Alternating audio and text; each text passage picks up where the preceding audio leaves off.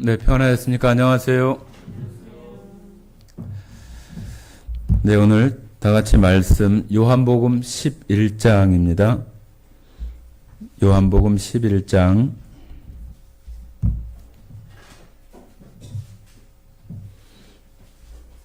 신약성경 165페이지 요한복음 11장 2절부터 14절까지 말씀인데요. 같이 읽어보도록 하겠습니다. 천천히 11장 2절부터 14절까지 읽겠습니다. 시작. 이 마리아는 향유를 주께 붓고 머리털로 주의 발을 닦던 자요 병든 나사로는 그의 오라비더라. 이에 그 누이들이 예수께 사람을 보내어 이르되 주여 보시옵소서 사랑하시는 자가 병들었나이다 하니 예수께서 들으시고 이르시되 이 병은 죽을 병이 아니라 하나님의 영광을 위함이요 하나님의 아들이 이로 말미암아 영광을 받게 하려 함이라 하시더라. 예수께서 본래 마르다와 그 동생과 나사로를 사랑하시더니 나사로가 병들었다 함을 들으시고 그 계시던 곳에 이틀을 더 유하시고 그 후에 제자들에게 이르시되 유대로 다시 가자 하시니 제자들이 말하되 랍비여 방금도 유대인들이 돌로 치려 하였는데 또 그리로 가시려 하나이까? 예수께서 대답하시되 낮이 12시간이 아니냐? 사람이 낮에 다니면서 이 세상의 빛을 보므로 실족하지 아니하고 밤에 다니면 빛이 그 사람 안에 없는 고로 실족하느니라. 이 말씀을 하신 후에 또 이르시되 우리 친구 나사로가 잠들었도다. 그러나 내가 깨우러 가노라. 제자들이 이르되 주여 잠들었으면 낫겠나이다 하더라. 예수는 그의 죽음을 가리켜 말씀하신 것이나 그들은 잠들어 쉬는 것을 가리켜 말씀하신 줄 생각하는지라. 이에 예수께서 밝히 이르시되 나사로가 죽었느니라. 네, 오늘 여기 요한복음 11장에 나오는 나사로가 죽은 거에 대한 그 말씀으로 함께 나누고자 합니다. 네, 오늘은 기독교 그 절기 가운데 가장 큰 절기 가운데 하나, 그죠? 성탄절 또 그리고 부활절. 오늘이 바로 그 부활절기 그 주일로 오늘 지내는 그런 그 주일입니다. 우리가 부활절이라고 하는 것만 그날만 어떤 부활을 기리거나 부활에 대해서 우리가 교제하는 것이 아니라 어찌 보면은 매일매일이 우리의 삶 속에 예수님의 죽으심과 부활이 우리들 믿음 안에서 항상 역사되어지는 그런 가운데 살아가는 것이 마땅합니다. 그러나 이런 또 부활 주일을 또 맞이해서 특별히 우리가 부활에 대한 것들을 더 마음 가운데 새길 수 있는 그런 시간들이 더 되어지기를 원합니다. 이 부활은 우리에게 어찌 보면은 가장 소중한 것이라고 말할 수 있어요.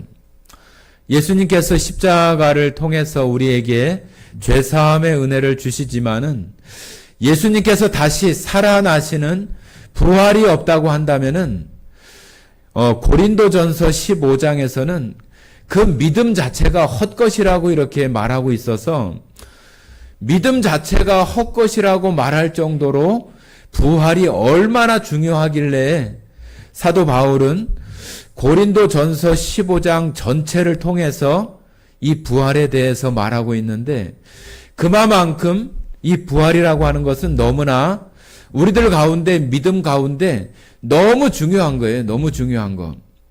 왜 너무 중요한 것이냐 하면은 예수님께서 부활하신 것은 단순히 혼자서 무엇인가를 드러내고 나타내기 위해서 나는 이렇게 부활할 줄 알아 하는 것으로 사람들에게 자랑하거나 나타나기 위해서 하신 것이 아니라 바로 우리들도 그와 같은 부활로 있게 되는 것을 예수님께서 표본으로 보여주시는 첫 번째 열매의 모습으로 우리들에게 보여주시는 거예요. 그리고 예수님께서 부활을 하지 않았다고 한다면은 우리가 의롭게 될 수 없다고 하는 거예요. 의롭게 될 수 없다고 하는 것. 자, 우리 로마서 한번 보십니다. 로마서 4장.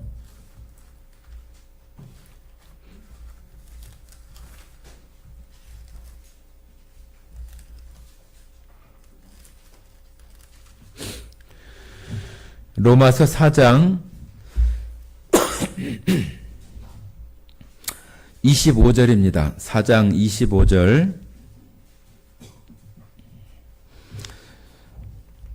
245페이지 4장 25절 같이 읽겠습니다. 예수는 우리가 범죄한 것 때문에 내 줌이 되고 또한 우리를 의롭다 하시기 위하여 살아나셨느니라. 우리를 의롭다 하시는 것을 위해서 예수님이 다시 살아나셨다고 하는 거예요. 예수님을 우리가 믿고 또 예수님이 하나님의 아들이심을 우리가 고백하고 예수님의 십자가를 통해서 우리의 죄가 다 사하여졌다고 하는 것을 우리가 믿는 것만이 아니라 예수님께서 우리를 위하여 부활하심으로 말미암아서 우리를 의롭게 되게 하시는 것을 완성하신다고 하는 거예요. 완성하시는 것. 그렇기 때문에 이 부활은 너무나 소중한 거예요. 사람들은 이 부활 절기가 되어지면은 많은 것들을 기억하기 위해서 뭐 삶은 계란을 준비한다든지 또 여러 가지 어떤 어떤 기구들이나 그런 것들을 통해서 예수님의 부활을 나타낼 수 있는 것들을 이렇게 보게 하고 또 만지게 하고 또 계란 같은 건 또 먹게 하기도 하고 그런 것을 통해서 예수님이 부활하셨다고 하는 것을 정말로 인식하고 또 보여지는 것처럼 이렇게 하게 해서 부활을 그 마음속에 깊이 새기게 하는 그런 것으로 그런 어떤 형식들을 하는 거예요.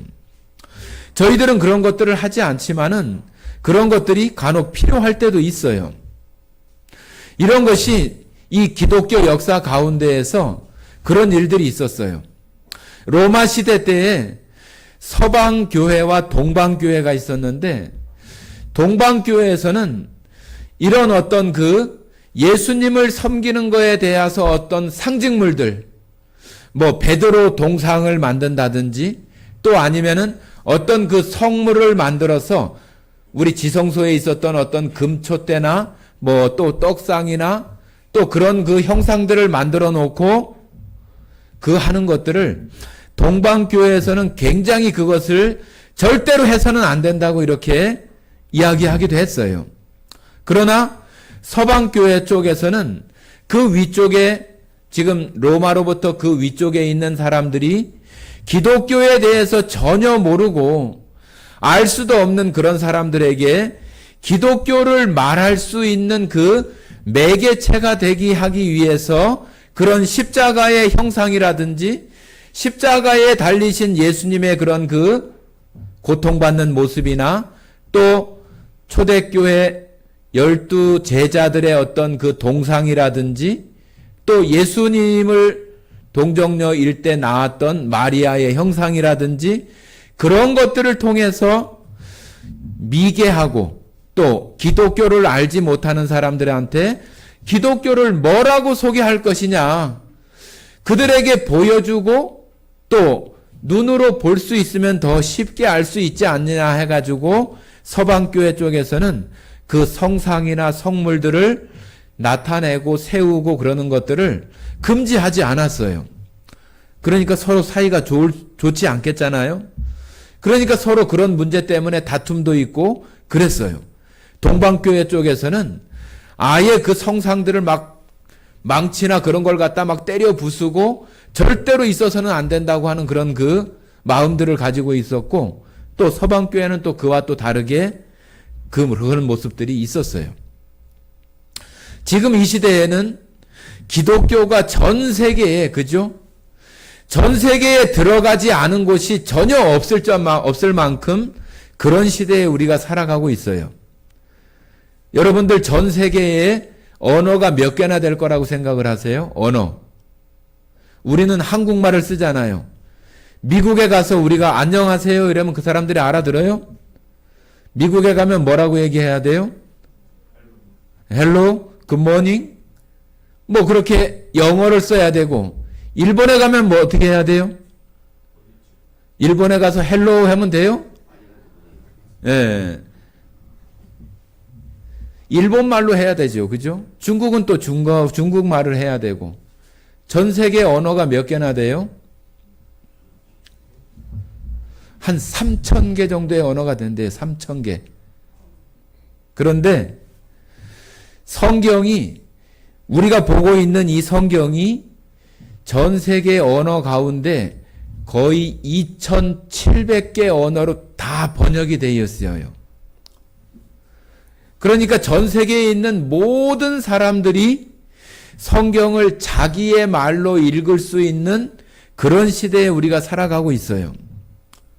그렇기 때문에 지금 이 시대에는 어떤 형상이나 또 성물이나 그런 것보다 더 중요한 것이 무엇이냐 하면은 하나님의 말씀이 더 중요하고, 우리가 이 하나님의 말씀을 가지고 우리가 믿음을 갖지 않는다고 한다면은 지금 이 시대에 믿음이 정말로 찾아보기 어려운 이 시대에 아무리 어떤 뭐 동상이나 무엇을 갖다 준다고 해도 그 마음 가운데 믿음으로 간직할 수가 굉장히 어려운 시대예요.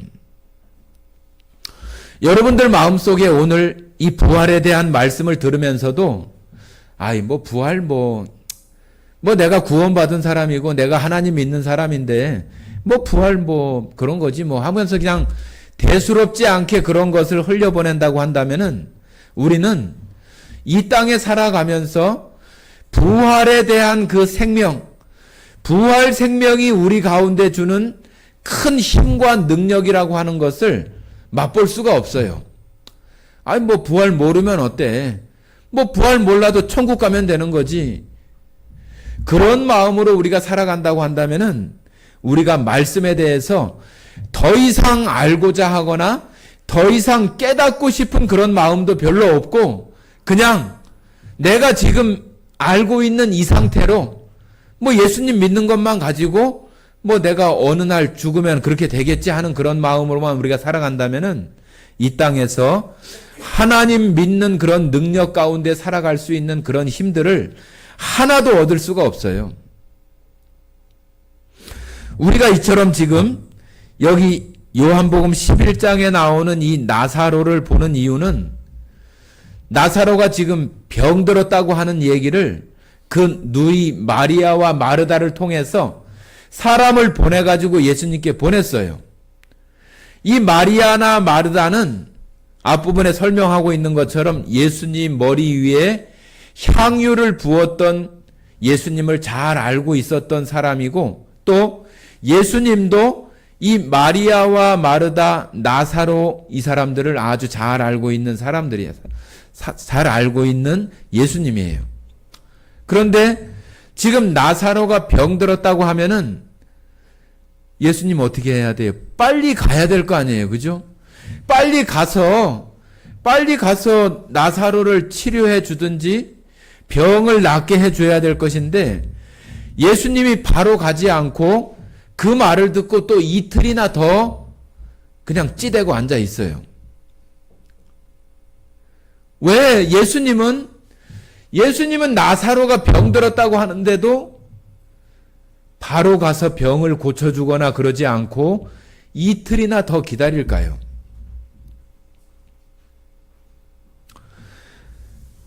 우리가 읽었던 여기 11장 말씀에 말씀하고 있죠. 지금 이것을 통해서 하나님의 영광을 나타내시기 위한 그러한 것으로 이틀을 더 기다렸다고 이렇게 말을 합니다. 그 기다리는 동안에 나사로가 어떻게 됐어요? 우리 금방 읽었잖아요. 잘 생각 안 나세요? 죽었어요. 죽었어. 여러분들 같으면 어떠겠어요? 동생이 지금 병들었다고 지금 예수님한테 알려줬는데 예수님은 지금 뭘 하고 있는지 이틀씩이나 더 있다가 나사로 동생이 죽고 난 이후에 이제 어떤 얘기가 들려지면은 예수님께 대한 좋은 마음이 들겠어요? 원망이나 불평하는 마음이 들겠습니까? 불평이 되어지겠잖아요. 아니 예수님, 병들었다고 그러면은 빨리 와서 고쳐주시던가 해야지. 이틀씩이나 꾸물거리고 오지도 않고 그러는 사이에 지금 내 동생이 죽었잖아요. 얼마나 그 누나들이 동생 그 나사로 때문에 예수님에 대한 불평이 있겠어요. 우리들도 다 똑같지 않겠어요? 예수님께서는 여기 나사로가 어찌 보면은 아픈 거 물론 중요하고 또 빨리 가서 낫게 해주고 싶은 그 예수님 마음도 있고 또 하나님께서 이 나사로를 통해서 예수님이 영광 받으시고 하나님이 영광 받으실 그 일도 있어요. 예수님은 하나님이 영광 받으실 그 일을 선택하시고 나사로가 죽을 때까지 기다리는 거예요. 기다리는 것. 나사로가 죽을 때까지 기다렸다가 예수님은 그때 이제 나사로에게 찾아가는 거예요. 여러분들 가운데 혹시라도 큰 질병이 걸려서 의사한테 병원에서 몇 달 살지 못한다고 하거나 그런 진단을 받게 되면은 가슴이 철렁 내려앉겠지요. 우리가 건강검진을 받다가 조그만 뭐 이상이 있다고 해도 걱정을 하고 그러는데 암이 걸리거나 큰 병이 걸려가지고 얼마 살지 못할 것 같거나 수술이 어려울 것 같다거나 그런 것이 되어진다면은 너무 절망되어지는 그런 마음들이 있을 수밖에 없겠지요. 그런데 가만히 생각을 해보세요. 그가 그 진단을 받기 전에도 우리 사람들은 누구나 한 번씩 죽음이라고 하는 것을 맞이해요. 내가 병원에 가서 진단을 받고 암이 걸렸다고 해도 어느 날 죽게 되는 거, 암이 안 걸리고 또 암이 걸렸는지 알 수 없는 그런 상태로 살다가 어느 날 죽는다든지 그래도 한 번 다 또 죽게 돼 있어요. 지금 여기 나사로가 죽게 되는 것은 이 세상에 살아가는 모든 사람들이 맞이하게 되는 죽음이에요. 어떤 사람은 좀 더 오래 살고 어떤 사람은 좀 더 짧게 살고 그런 일들이 세상에 많이 있어요. 나이가 지금 이제 한 70대, 80대 되시면은 친구들 중에서 하나씩 이제 죽음을 맞이하는 친구들을 맞이할 수 있고 이제 50대쯤 되면은 말씀드린 것처럼 어떤 질병, 암이라든지 아니면 사고라든지 그렇게 갑작스럽게 또 죽음을 맞이하는 친구들이 한두 명씩은 꼭 있어요. 그런데 내가 그런 것을 통해서 내가 그 친구들이 안타깝고 그런 마음을 들어 하는 나도 건강하지만 어느 순간에 죽음을 맞이하는 것은 별반 차이가 없어요. 여기 내용을 읽어보면은 이 나사로는 다시 예수님께서 다시 돌아와서 이 죽은 나사로를 다시 살리시는 그러한 내용이 그 뒤에 나옵니다. 이 나사로가 지금 예수님께서 다시 살려놨지만은 그가 다시 자기의 수명을 다하면은 죽음을 맞이해요, 안 해요? 죽음을 맞이해요. 마치 우리가 병원에 가서 질병을 치료하고 퇴원하면은 또 내가 원래의 내 생활로 돌아와서 살아가는 것처럼 또 살아가다가 내 수명이 다하면 죽는 것처럼 나사로가 여기 살아나는 것은 이 사람이 우리가 오늘 부활이라고 하는 것처럼 완전하게 하나님께서 우리에게 주시는 그 부활의 모습이 아니라 육체 가운데 병들었던 것이 나아서 다시 회복되는 것은 우리가 지금 말하고 있는 이 부활과는 다른 거예요. 부활과는 다른 거. 우리가 감기가 걸렸다 나을 수도 있고, 또 다리나 팔이 부러졌다가 나을 수도 있고, 또 큰 질병에 걸렸다 나을 수도 있어요. 그러나 그것은 뭐 부활하거나 그런 건 아니잖아요. 그죠? 내가 거기서 나았을 뿐 나는 또 언젠가 죽음을 맞이하는 거예요. 여기 이 나사로를 통해서 그냥 우리가 살아가는 속에서 맞이하는 죽음과 다시 예수님께서 부활하신 것과 같은 그런 부활로 살아가게 되는 것이 완전히 다른 거라고 하는 것을 예수님은 보여주고자 하시고 그것을 통해서 영광을 받으시고자 하는 거예요. 자, 여기 11장 쭉 뒤로 보시면은 25절부터 27절까지 한번 읽어보겠습니다. 25절부터 27절, 요한복음 11장 25절부터 27절 같이 읽겠습니다. 예수께서 이르시되 나는 부활이요 생명이니 나를 믿는 자는 죽어도 살겠고 무릇 살아서 나를 믿는 자는 영원히 죽지 아니하리니 이것을 네가 믿느냐? 지금 예수님이 누구한테 지금 물어보고 있어요? 마리아와 마르다에게 물어보고 있어요. 마리아와 마르다는 예수님을 알고 있다고 그랬어요? 모르고 있다고 그랬어요? 알고 있다고 그랬어요. 아주 값비싼 그 향유를 예수님을 위해서 부을 만큼 예수님을 아주 잘 알고 있는 그런 마리아와 마르다예요.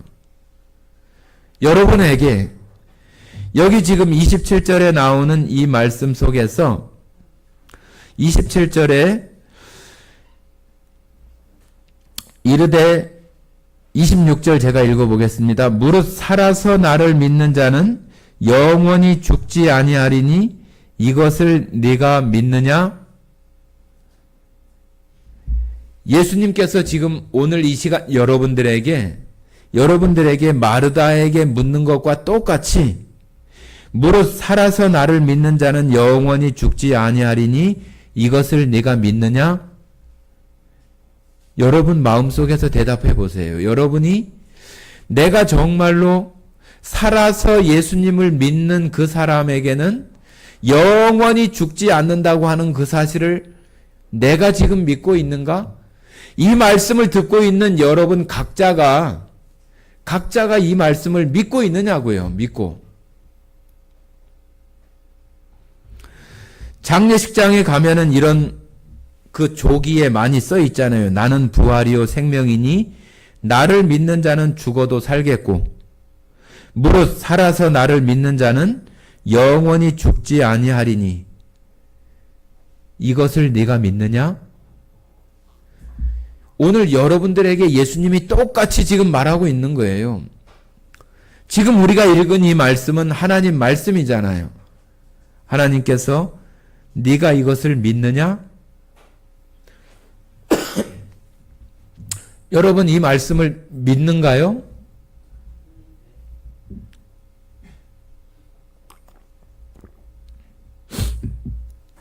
이 말씀이 우리들 가운데 믿음으로 와야 되고 믿어져야 돼요. 우리는 지금 살아서, 그죠? 살아서.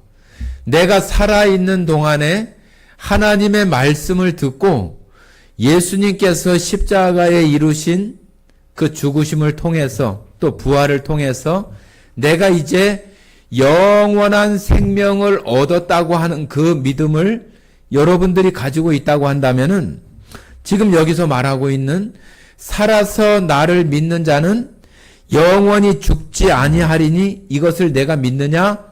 우리들 마음속에서 아멘 그렇습니다. 예수님의 죽으심이 나의 영원한 생명을 이루시는 그와 같은 생명을 나에게 주셨습니다 하고 우리가 그것을 믿음으로 아멘으로 받을 수 있는 그런 마음들이 우리들 가운데 있어져야 한다고 하는 거죠. 여기 이 부활 생명이라고 하는 것은 우리들이 예수님을 믿는 그 믿음 생활을 하는데 너무 중요하고 우리가 하나님 앞에 하나님 나라에 가는 천국에 가는 그런 아주 확신된 그런 믿음으로 살아가는 아주 그 중요한 그런 그 내용이 바로 이 부활이라고 하는 거예요. 여러분 고린도 후서 5장 17절에는 그리스도 안에 있는 사람은 새로운 피조물이라고 이렇게 말합니다. 새로운 피조물. 여기 새롭다고 하는 것이 그냥 이 세상 가운데에서 볼 수 있는 새로운 것, 또 이 세상에 있는 것들 가운데 새로운 것, 그런 거 얘기하는 게 아니에요. 사람들이 알 수 있는, 하나님을 알지 못하는 그런 사람들이 알 수 있는 새로운 것이 아니에요. 이 새로운 피조물이라고 하는 그 새롭다고 하는 그 새, 그 새롭다의 그 새는 우리 세상 사람들이 아는 그런 새로운 것이 아니에요. 성경에는 이런 그 새로운 것에 대한 그 말씀이 많아요. 우리가 요한계시록에도 보면은 우리가 하나님의 나라에 갔을 때는 새 노래로 찬송한다고 그래요. 새 노래, 그죠? 새 노래. 새 노래는 뭐 우리 찬송가 말고 뭐 다른 곡인가? 이 세상에 있는 곡이 아니에요. 이 세상에서 알 수 있는 그런 노래들이 아니라니까요. 또 우리가 에레미야나 에스겔서를 보면은 우리들에게 주시는 새 영에 대해서도 말하잖아요. 그죠? 새 영. 또 예수님은 그 마지막 주의 만찬, 최후의 만찬, 그 만찬을 하시면서 그 포도주 잔을 드시면서 새 언약에 대해서 말하잖아요. 그죠?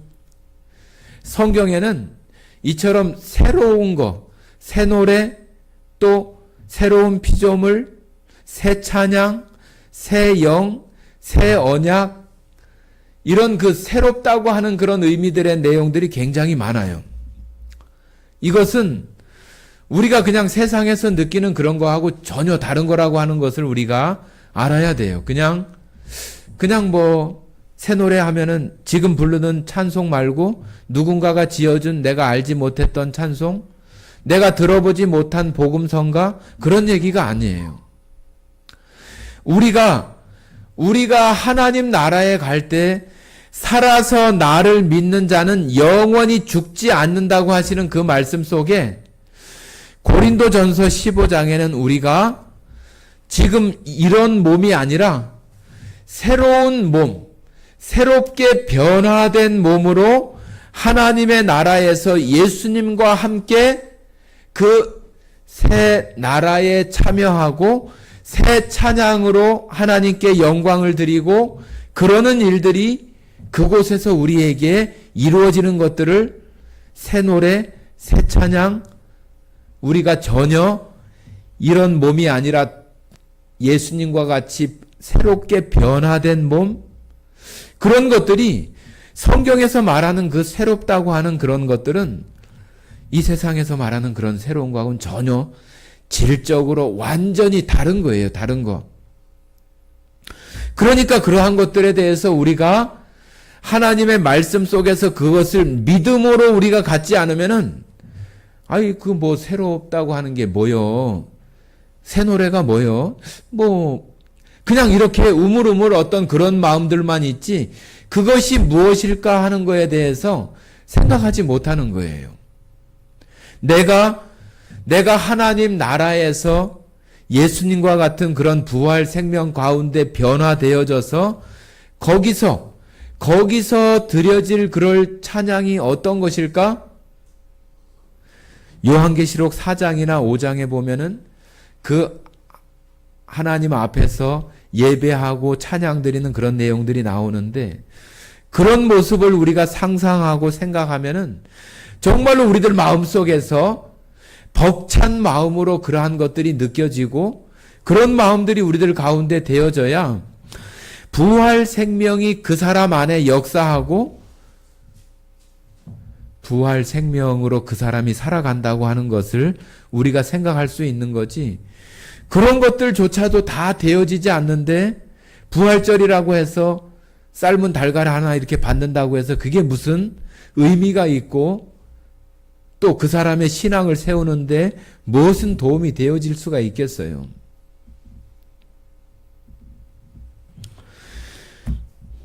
자, 우리 에스겔서 한번 보십니다. 에스겔.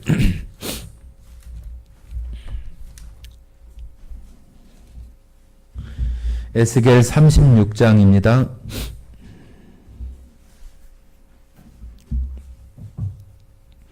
(36장) 25절 26절 읽겠습니다. 에스겔 구약성경 1208페이지 에스겔 36장 25절 26절 같이 읽겠습니다. 맑은 물을 너희에게 뿌려서 너희로 정결하게 하되 곧 너희 모든 더러운 것에서와 모든 우상 숭배에서 너희를 정결하게 할 것이며 또 새 영을 너희 속에 두고 새 마음을 너희에게 주되 너희 육신에서 굳은 마음을 제거하고 부드러운 마음을 줄 것이며 여기 새 영 또 새 마음 이런 말씀들을 하잖아요. 여기 물을 뿌려서 우리가 이스라엘 백성들이 우상 숭배나 더러운 것에 더럽혀진 그런 육체나 어떤 삶이나 그런 것에 물을 뿌려가지고 깨끗이 우리가 목욕을 하거나 그런 것은 몸을 깨끗이 씻는 거잖아요. 몸을 깨끗이 씻기 위해서 목욕을 하는 것처럼 이것을 물을 부어서 이스라엘 민족 그들이 죄악에서 깨끗하게 되고 또 우상 숭배하던 그런 몸들이 깨끗하게 되어지는 그런 것을 얘기하는 것이 아니라 바로 새 영, 새로운 마음. 우리들 안에 여러분들 우리가 하나님을 올바르게 섬기는 것도 우리들 마음으로부터 시작이 되는 것이고 하나님을 거절하고 세상의 신이나 세상을 따라가는 것도 마음에서부터 시작이 되어지는 거예요. 우리들 마음이 새롭게 되어지지 않고 우리들 마음 가운데 새로운 영으로 되어지지 않으면은 우리는 그냥 겉에만, 그죠? 겉에 묻어있는 흙먼지라든지 우상 숭배하고 있는 어떤 그런 생활적인 외형적인 그런 것들에게만 신경을 쓰고 그런 것들 털어내는 것에만 생각을 하지 우리들 마음 가운데에서부터 그런 것들이 다 씻겨지고 제거되고 없어지는 그런 것들이 우리들 가운데 되어져야 우리의 삶이 속에서도 그렇고 겉에서도 그렇고 그런 것이 속에서부터 되어져서 겉으로 나타나는 것으로 우리의 삶이 되어질 수 있기 때문에 우리는 항상 새로운 영, 새로운 마음, 새로운 피조물, 새로운 노래 그런 것으로 우리 삶이 되어져야 되는 거예요. 그러지 않으면은 우리는 이 부활에 대한 것은 그냥 어떤 환상적이고 그런 것에 불과한 것으로 우리는 생각하면서 신앙생활을 하게 될지도 모르는 거예요. 마리아와 마르다에게 물어보는 그런 물음처럼 하나님께서 이 시간 우리들에게 물어보는 그런 물음으로 우리들이 그거에 대답할 수 있고 그런 마음이 우리들 가운데 되어져야 우리가 이 땅에 살아가는 날 동안에도 부활 생명의 그 능력 안에서 우리가 살아갈 수 있는 거예요. 이 세상 사람들이 다 두려워하고 무서워하는 게 죽는 거 아니에요? 죽는 거? 조금만 아프면은 죽겠다고 하고 조금만 큰 병이 오면은 그 벌벌 떨고 어떻게 하면은 병이 나을까? 어떻게 하면은 살까? 거기에만 집중되어 가지고 하나님을 섬기는 사람들조차도 하나님에 대한 생각은 전혀 하지도 못하고 살아가는 그런 모습들은 그 사람 마음속에 부활 생명에 대한 그런 믿음들이 그 사람을 힘있게 정말로 세상의 어떤 죽음조차도 아주 태연하게 그런 부분들을 생각하면서 살아갈 수 있는 그런 능력들이 바로 이 부활이라고 하는 그 생명 가운데에서 나와진다고 하는 거예요. 자, 우리 다시 우리 부활장 고린도전서 15장 보십니다. 15장.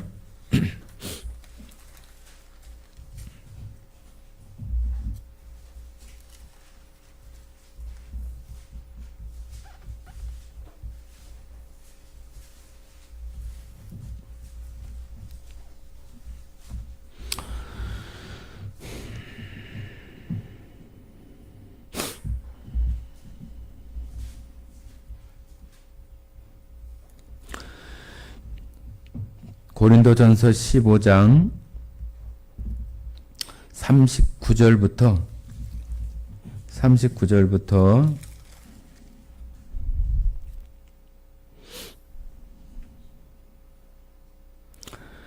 39절부터 48절까지 한번 읽어보겠습니다. 39절부터 같이 읽겠습니다. 시작. 육체는 다 같은 육체가 아니니 하나는 사람의 육체요, 하나는 짐승의 육체요, 하나는 새의 육체요, 하나는 물고기의 육체라. 하늘에 속한 형체도 있고 땅에 속한 형체도 있으니 하늘에 속한 것이 영광이 따로 있고 땅에 속한 것의 영광이 따로 있으니 해의 영광이 다르고 달의 영광이 다르며 별의 영광도 다른데 별과 별의 영광이 다르도다. 죽은 자의 부활도 그와 같으니 썩을 것으로 심고 썩지 아니할 것으로 다시 살아나며 욕된 것으로 심고 영광스러운 것으로 다시 살아나며 약한 것으로 심고 강한 것으로 다시 살아나며 육의 몸으로 심고 신령한 몸으로 다시 살아나나니 육의 몸이 있은즉 또 영의 몸도 있느니라. 기록된 바 첫사람 아담은 생명이 되었다 함과 같이 마지막 아담은 살려주는 영이 되었나니 그러나 먼저는 신령한 사람이 아니요 육의 사람이요 그 다음에 신령한 사람이니라. 첫사람은 땅에서 났으니 흙에 속한 자이거니와 둘째 사람은 하늘에서 나셨느니라. 무릇 흙에 속한 자들은 저 흙에 속한 자와 같고 무릇 하늘에 속한 자들은 저 하늘에 속한 이와 같으니 우리가 흙에 속한 자의 형상을 입은 것 같이 또한 하늘에 속한 자의 형상을 입으리라. 하늘의 형상을 입은 그 모습처럼 우리가 그 형상을 입게 될 것이다. 예수님도 하늘에 속한 자인 것처럼 우리도 요한복음 15장, 16장, 17절에 17장까지 우리가 예수님 안에 또 예수님이 우리 안에 또 우리가 하나님 안에 하나님이 우리 안에 그렇게 말씀하셔서 우리가 하나님 생명 안에 들어가 있는 그런 모습들을 말씀하시고 우리가 구원받은 그 생명이 바로 위로부터 난 예수님의 생명으로부터 난 그 생명, 그것이 새 생명이고 그것이 새로운 생명이고 새로운 피조물이에요. 그래서 우리는 항상 이 땅에 있는 그 가운데 우리의 육체가 살아가지만은 내가 이제는 하나님께 속한 신령한 육체, 신령한 몸으로 예수님과 같이 되어질 것이라고 하는 그 믿음이 우리들 가운데 이 고린도전서 15장을 통해서 우리들 가운데 되어지는 것이 필요하고 또 반드시 그렇게 되어져야 돼요. 여러분들이 이 말씀을 들으시면서 정말로 그러한 것들을 하나님께 구하고 이 부활에 대한 이 약속, 이 생명이 내 마음속에서 큰 능력으로 나타날 수 있도록 하나님 그것이 내 마음 가운데 믿음이 되어질 수 있도록 역사해 주시기를 원합니다. 그것이 무엇인지 분명히 알 수 있게 해주시고 그런 생명 가운데 내가 이 땅에 더 큰 믿음으로 살아갈 수 있도록 인도해 주시기를 원합니다. 그런 것이 정말로 이런 부활절을 맞는 그 가운데 우리들에게 필요한 거예요. 그런 생명을 가지고 있다고 한다면은 그것을 더 우리들 마음속에 확증하고 내가 지금 이 땅에 살아가는 이 육체를 입고 살아가는 이 모습이 끝이 아니라 예수님과 같은 그 생명 가운데 내가 다시 살게 될 것이라고 하는 그 소망이 우리들 가운데 더 커져서 정말로 이러한 약속을 받은 모든 사람들에게 해주시는 그러한 것이 나에게 지금 이루어졌다고 하는 그러한 기쁨으로 우리가 이런 부활절을 보내고 또 그 기쁨 가운데 우리의 삶이 사라지는 것이 되어져야 하는 거예요. 그런 것이 우리들로 하여금 내가 그 하나님의 나라를 더 소망으로 기다릴 수 있는 사람이 되어지는 거예요.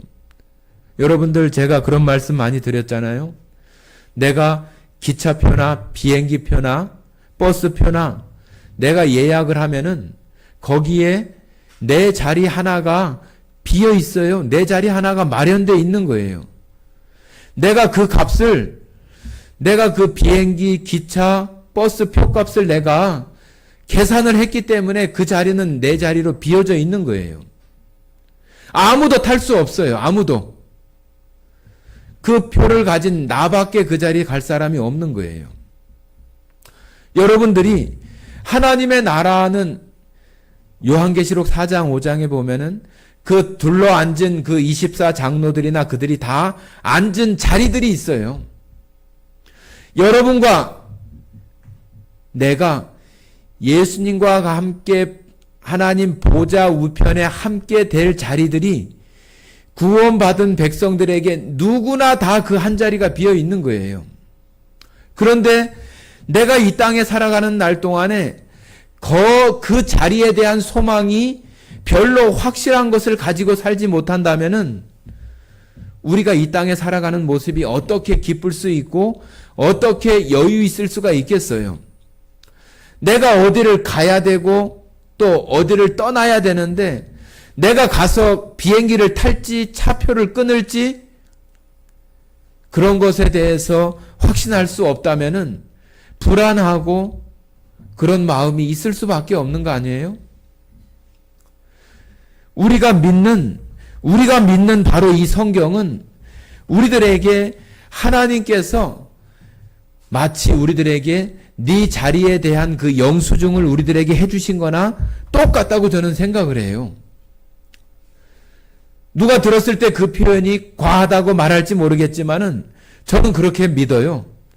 하나님께서 하나님 나라의 그 자리에 대해서 그 값을 예수님의 그 생명의 값으로 해주셨다고 하는 것에 대해서 영수증으로 나에게 주신 것이 바로 성경이라고 저는 그렇게 믿어요. 그렇기 때문에 여러분들은 어떻게 생각할지 모르겠지만 저는 하나님의 나라에 예수님 보좌 우편에 내 자리가 한 자리가 지금 마련되어 있다고 저는 믿고 사는 거예요. 그러니까 이 땅에 살아가면서 조금 불편하고 어디 좀 아프고 그런 일들 있어요. 저도 왜 없겠어요. 그런데 괜찮아요. 이길 수 있어요. 견딜 수 있어요. 그 한 자리 있는 것이 나에게 분명하게 내가 그것을 보고 지금 살아가는 그러한 삶이 되어지기 때문에 괜찮아요.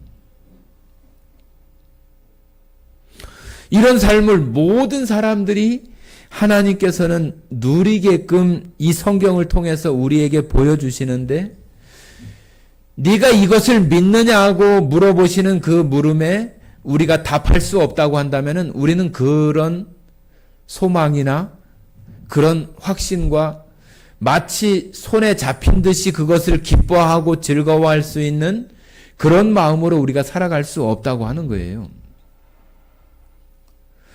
그렇기 때문에 성경은 우리들에게 계속 이러한 것으로 우리들에게 부담을 주거나 어려운 것을 얘기하려고 하는 것이 아니라 이런 것을 통해서 너가 이 세상에 살아가면서 더 큰 소망으로 더 힘있는 생명으로 살아가라고 우리들에게 이 부활에 대한 약속을 주시는 것이지,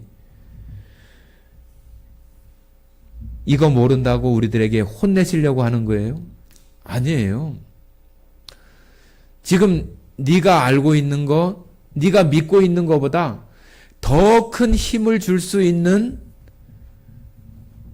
우리 젊은 사람들 뭐 컴퓨터나 휴대폰 게임 하잖아요. 더 강력한 그 무기 아이템, 그죠? 그런 것처럼 우리가 성경 말씀을 깨닫는 것은 마치 그런 것과 똑같아요.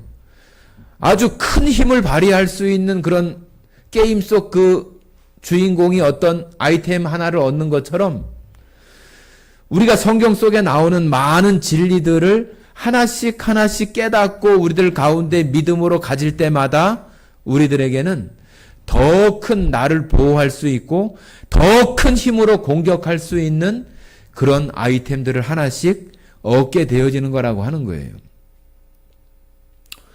그런데 우리가 예수 믿고 살아가면서도 그런 아이템들, 깨닫는 그런 아이템들을 갖지 못하고 살면은 세상에 살아가면서 쩔쩔매면서 사는 거예요. 죽음이 무서워서 쩔쩔매고, 건강이 무서워서 쩔쩔매고, 경제적인 것 때문에 쩔쩔매고, 사람들 관계 때문에 쩔쩔매고, 항상 그런 모습이 되는 거죠. 그 아이템들을 얻으면은 이럴 때는 이 아이템을 가지고 공격해서 이기고, 어떨 때는 이 깨달은 아이템을 가지고 방어해서 이기고, 그런 것들을 내가 많이 가져야 되는 거잖아요. 하나님은 우리들에게 그런 것들을 깨달음 가운데에서, 성경은 계속 우리들에게 깨닫고 믿으라고 얘기하잖아요. 그냥 성경을 읽으라고만 말하는 것이 아니라 깨달으라고 하는 거예요. 깨닫는 게 뭐예요? 우리가 그런 거 있잖아요. 어떤 거 잘 몰랐는데 딱 알아질 때, 그죠? 마치 무엇인가 잊어버렸는데 생각이 날 듯 하다가 탁 날 때 그런 것처럼 깨닫는다고 하는 것은 내 마음속에 나를 확 이렇게 깨우는 것처럼 내 마음속에 아주 각인이 되고 분명히 심겨지고 마음 가운데 되어지는 것을 우리가 깨닫는다고 그래요. 정말로 손뼉을 탁 칠 만큼 그런 깨닫는 것이 우리가 성경 말씀을 보면서 그런 마음들이 많이 되어져야 되는 거예요. 하나님은 이러한 것들을 정말로 하나님의 그 창고, 그 보물 창고, 그 아이템 창고를 활짝 열어놓고 다 누구든지 가져갈 수 있게 했는데 우리가 그것을 구하지 않거나 그 앞에 나아가지 않는다면은 하나도 얻을 수가 없잖아요. 바울은 뭐라고 그래요? 지금 우리들을 위해서 준비한 그런 면류관들이 나에게만 있는 것이 아니라 주의 나타나심을 사모하는 모든 자에게 그것이 열려 있다고 하는 거잖아요. 모든 자에게. 예수님을 섬기고 예배하고 예수님 앞에 나아가는 모든 사람에게 다 열려 있다고 하는 거예요. 열려 있는데도 불구하고 우리가 그것을 얻지 못하고 산다면은 우리는 너무나 초라한 신앙생활을 하고 있는 거고 너무나 위축되어지고 그런 가운데 우리의 삶이 되어지는 것밖에 되어지지 않아요. 자, 우리 디모데후서 8장입니다. 4장입니다. 디모데후서 4장 8절입니다. 4장 7절 8절 4장 7절 8절 같이 읽겠습니다. 신약성경 346페이지 디모데후서 4장 7절 8절 같이 읽겠습니다. 나는 선한 싸움을 싸우고 나의 달려갈 길을 마치고 믿음을 지켰으니 이제후로는 나를 위하여 의의 면류관이 예비되었도다. 주 곧 의로우신 재판장이 그날에 내게 주실 것이며 내게만 아니라 주의 나타나심을 사모하는 모든 자에게도니라. 바울과 같은 사람에게만 주는 것이 아니라 이 땅에 주님이 다시 오시겠다고 약속하신 그 약속을 바라보고 예수님이 다시 오시는 그런 때를 기다리면서 하나님의 나라를 소망하며 살아가는 모든 자들에게 예비된 면류관이다. 지금 바울은 죽음을 앞두고 있는 그런 가운데에서 자기의 믿음의 싸움을 다 달려가고 이제 죽음을 앞두고 있는데 나를 위해서 의의 면류관이 예비되었다. 그런데 이것이 나에게만 아니라 주의 나타나심을 사모하는 모든 자에게 열려 있다고 하는 거잖아요. 여러분, 이 의의 면류관, 성경에 보면 생명의 면류관, 엄청난 많은 면류관에 대한 이야기들이 나오는데 우리가 그러한 부분들을 그 나라에서 얻게 되어진다고 하는 것들을 우리가 생각한다면은 그것이 우리들 마음속에 우리들의 믿음의 그 모습 속에 그것이 분명하게 이렇게 보여지고, 예전에 그런 말씀 좀 드렸잖아요. 여러분들 졸업식을 하거나 뭐 입학식을 하거나 예전에 저희가 국민학교 초등학교 다닐 때 보면은 학교에 많은 학생들이 거의 한 2,000명 가까운 학생들이 이렇게 뭐 월요일이나 특별한 날 이렇게 조회를 하고 교장 선생님 뭐 훈시를 하고 또 어떤 뭐 뛰어난 어떤 뭐 운동이라든지 공부라든지 예능이라든지 그런데 뛰어난 어떤 성적을 낸 사람 표창장을 주거나 상을 주거나 그런 일이 있어요. 그죠? 그러면은 호명을 하면은 그 학생이 쫙 뒤에서 멀리서 쫙 뛰어나와 가지고 그 교장 선생님이 있는 그 교단에 딱 올라가 가지고 상장을 받고 그러잖아요. 그러면 거기 모여 있는 학생들이 어떻게 해요? 박수를 막 치잖아요. 그죠? 여러분과 저가 하나님의 나라에서 셀 수 없는 많은 무리가 하나님 앞에 모여 있는데 생명의 면류관, 의의 면류관 이런 것들을 받을 수 있는 그런 길들을 모든 자에게 열어놨는데 우리들이 그 앞에 나아가서 그 하나님 앞에 영광스럽게 나아가서 그것을 받을 수 있는 그런 상상들을 또 믿음의 어떤 그런 모습들을 그려보지 않습니까? 거기서 그냥 박수치고 있는 것보다 어떨 때는 그런 거 있잖아요. 대표 200명 중에 한 사람 대표해가지고 상 받고 나머지 200명은 똑같이 받고 그런 거 있잖아요. 그런 자리에라도 내가 끼어서 그 앞에 영광스러움을 받을 수 있는 그런 우리들이, 그 사람들이 다 예수님을 주로 믿고 살아가는 우리들이라고 하는 거예요. 그런데 오늘 말씀드렸던 이 부활에 대한 이 생명이 바로 내가 영광스럽게 예수님과 같이 똑같이 그렇게 변화된 몸으로 그 나라에서 내가 그와 같이 있게 될 거라고 하는 것이 우리들 마음을 설레게 하고 벅차게 하고 두근두근하게 하는 그런 마음들이 정말로 그것을 실제로 느끼는 사람 마음 아니겠어요?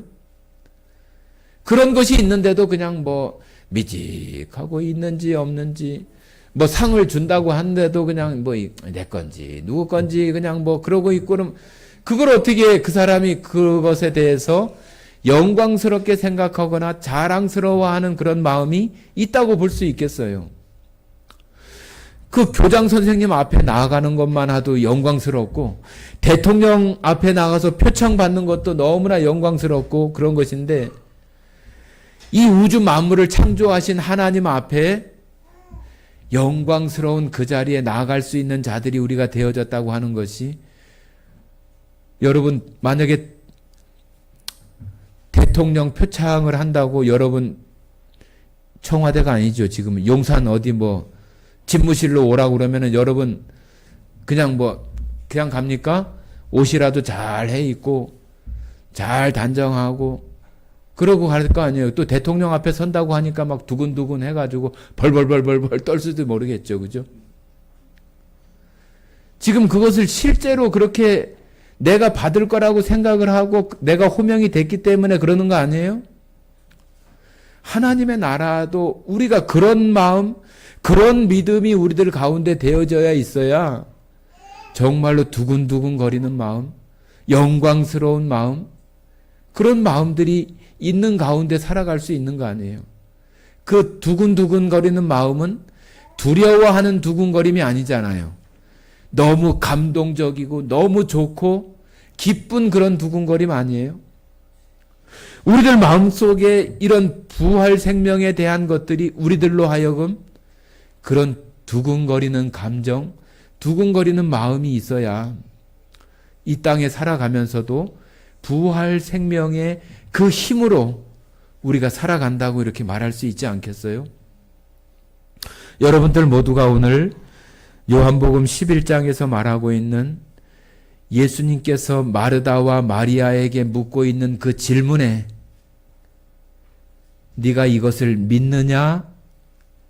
그 믿느냐고 물으시는 그 예수님의 물음에 여러분들 마음속에 아멘 그렇습니다. 감사합니다 하나님. 감사합니다 예수님. 나에게 이런 은혜를 주셔서 너무나 감사합니다.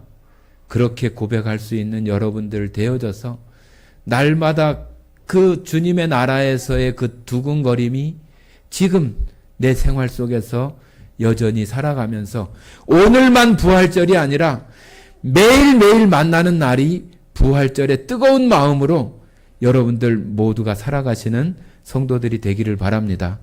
함께 기도하고 마치겠습니다.